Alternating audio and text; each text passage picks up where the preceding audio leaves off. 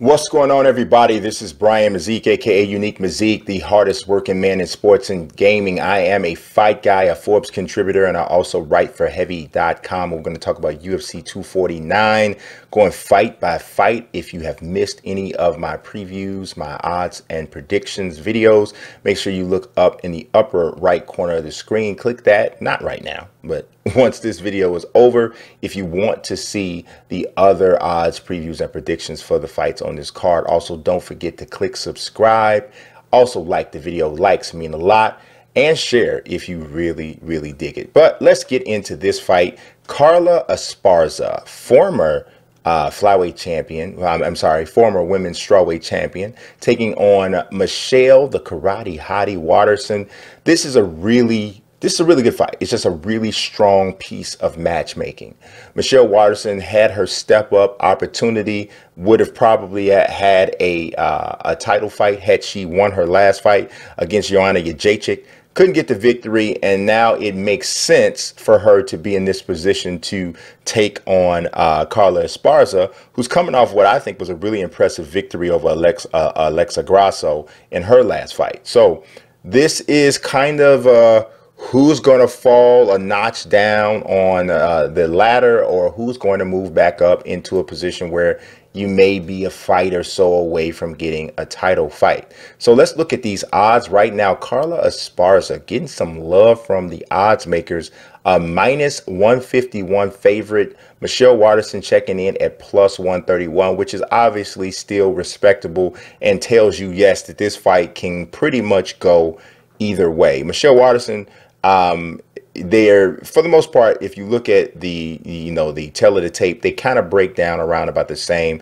Michelle Waterson will have a little bit of a length advantage as far as height at 5'3". Carla Esparza is 5'1". Carla Esparza does have a little bit longer arms at 6'3". I mean 63 and not 6'3", and 63 inches to 62-inch reach for Michelle Waterson. Now, if you look at the last few fights for both of these ladies, as I mentioned, Carla Esparza had a victory in her last fight, a majority decision. It was a fight of the night performance against Alexa Grasso back in September of 2019. Before that, she beat Verna Jandiroba, and that was in April of 2019. That was a unanimous decision victory. Before that, though, she ran into a tough one against Tatiana Suarez. Not many people can handle Carla Esparza on the ground, but Tatiana Suarez is arguably, you could make the argument that she may be the best female grappler in mixed martial arts right now. You could really make that argument.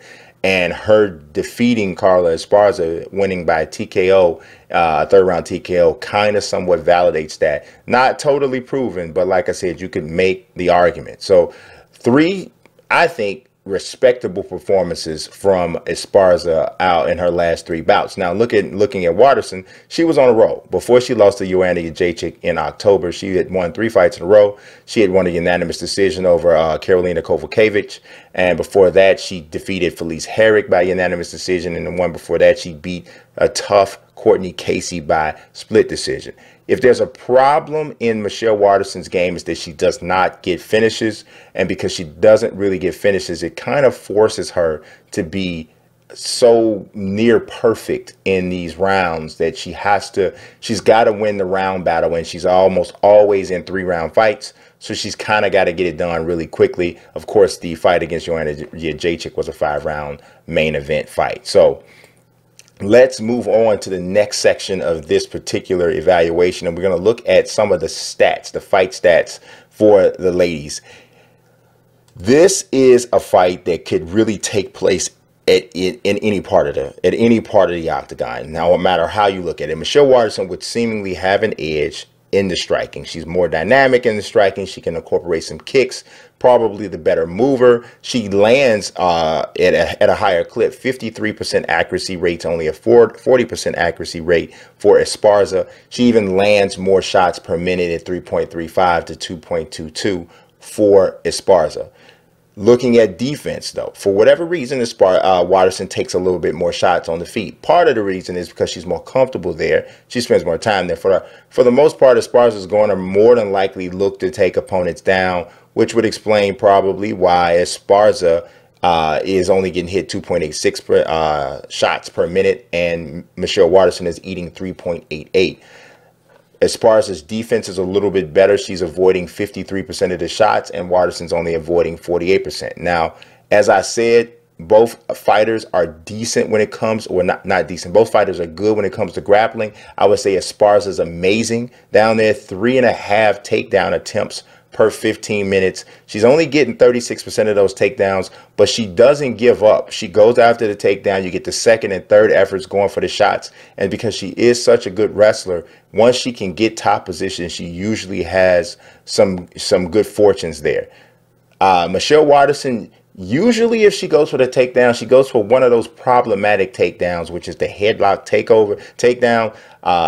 That toss often ends up giving up your back, but she does do it, I think, more than almost every fighter that I see. She goes for that takedown.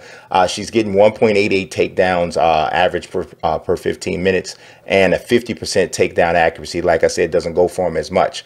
She does avoid the takedown fairly well, 57%. She's more than likely going to have to use that part of her game against Esparza, because Esparza is going to likely take this fight to the ground. I don't think she'll be able to keep up with Waterson from a speed standpoint. I think Waterson's just her movement, the incorporation of kicks, knees, and punches will probably be a bit too much for Esparza. She's going to need to kind of force her own style into this, which is that grinding wrestling game. And if she's able to do that, she's going to have a good chance to win, because now we're talking about the styles.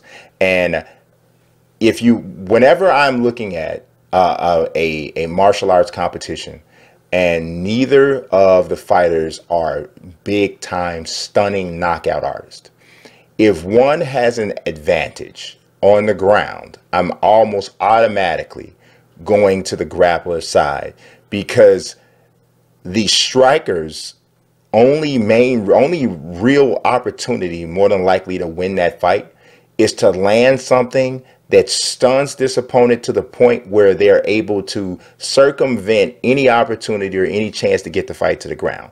I don't see Michelle Waterson as having that kind of power, that kind of striking ability, where she'll be able to keep Esparza off of her for an entire 3 rounds. And I think ultimately the takedown comes, and when the fight goes to the ground, I see Esparza having too big of an advantage down there to prevent Waterson from regaining control of the fight. And because of that, I got Esparza winning this fight by a unanimous decision based primarily on top control. So I love to hear what you guys have to say in the comment section. Make sure you leave your predictions, your takes on this, and I love to hear them. As usual, I appreciate you watching. God bless and peace.